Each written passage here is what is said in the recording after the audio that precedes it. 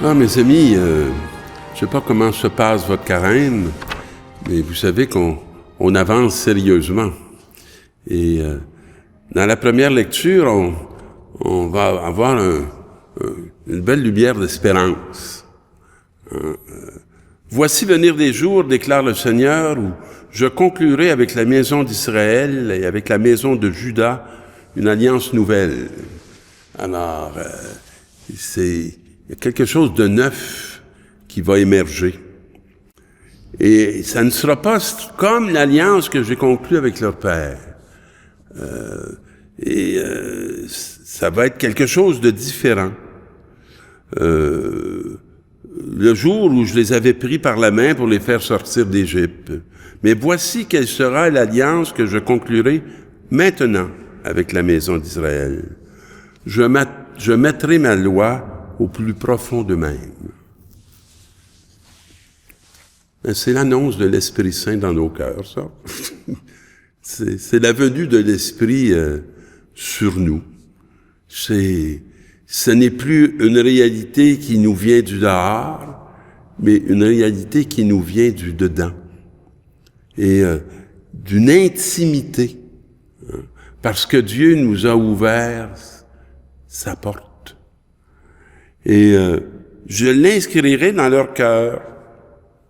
Je serai leur Dieu, ils seront mon peuple. Toute cette reconnaissance mutuelle. Ils n'auront plus besoin d'instruire chacun son compagnon, ni chacun son frère en disant « Apprends à connaître le Seigneur ». Il va être connu. Et c'est incroyable tant qu'on regarde notre temps présent. Est-ce qu'on peut croire qu'il va arriver des jours où il va être reconnu? Parce que souvent, le Dieu qu'on a rejeté, c'est pas le Dieu de Jésus-Christ, c'est le Dieu qu'on s'était fabriqué avec des idoles. Alors, car tous me connaîtront, des plus petits jusqu'aux plus grands, déclare le Seigneur. Et je pardonnerai leurs fautes et je me rappellerai plus de leurs péchés. Voyez-vous, le propre de Dieu, c'est de pardonner les fautes et d'oublier les péchés. Imaginez-vous, ça va commencer quand on va oublier les péchés des autres qui nous ont fait souffrir. Ça vaut la peine de rester bien tenace dans cette lutte que l'on a commencé avec le début du carême. Dans la deuxième lecture, le Christ, pendant les jours de sa vie mortelle, a présenté avec un grand cri et dans les larmes sa prière et sa supplication à Dieu qui pouvait le sauver de la mort. Vous savez, c'était pas un spectacle. Il faisait pas semblant d'être homme. Il était homme. Puis, et le salut, c'est d'être sauvé de la mort. Alors, lui était éternel. La vérité, c'est que lui, il était de condition éternelle. Mais il a voulu faire en sorte que nous aussi, on puisse être achetés de notre condition mortelle pour entrer dans cette dimension qui était le projet de Dieu de toute éternité. Alors, parce qu'il s'est soumis en tout, il a été exaucé.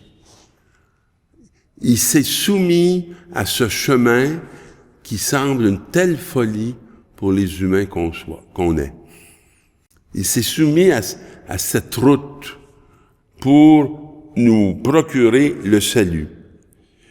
Il a appris l'obéissance par les souffrances de sa passion. Et moi, je pense que dans chacune de nos vies, il y a un chemin de passion qui est un chemin où on rencontre Dieu et un chemin qu'on peut parcourir qu'avec la grâce de Jésus-Christ. Parce que sans lui, on est en fuite. Mais avec lui, on se tient debout. Il est devenu pour tous ceux qui lui obéissent la cause du salut éternel. L'obéissance, c'est pas une soumission, c'est ce qui donne le salut éternel, qui nous fait passer de l'orgueil à l'humilité, si vous voulez. Et là, dans l'Évangile, Parmi les Grecs, on nous dit qu'ils étaient montés à Jérusalem pour la Pâque. Quelqu'un a approché Philippe, qui avait été chez eux et qui parlait grec. Et ils lui firent cette demande: nous voudrions voir Jésus. Ils veulent se faire proches. Alors Philippe va le dire à André, et tous deux vont le dire à Jésus, et Jésus déclare: l'heure est venue pour le Fils de l'homme d'être glorifié. Alors, pensez pas là que c'est la gloire de Las Vegas. C'est pas ça. D'être glorifié, ça veut dire d'être reconnu, d'être accompli, d'être victorieux. Si le grain de blé tombé en terre ne meurt pas, il reste seul. C'est comme si notre vie, c'était un temps pour apprendre à mourir à soi. Parce que si on meurt pas à soi, on est dans une horrible solitude. Parce que elle n'est pas comblée par une plénitude. On est dans un vide total. Et celui qui aime sa vie la perd. C'est un beau cadeau qu'il nous fait. Vous savez, on n'est pas obligé de le découvrir par nous-mêmes, mais nous l'annonce. Et puis il prend pas le chemin le plus facile parce que il a pris le chemin qui est le nôtre. Mais celui qui s'en détache en ce monde le garde pour la vie éternelle.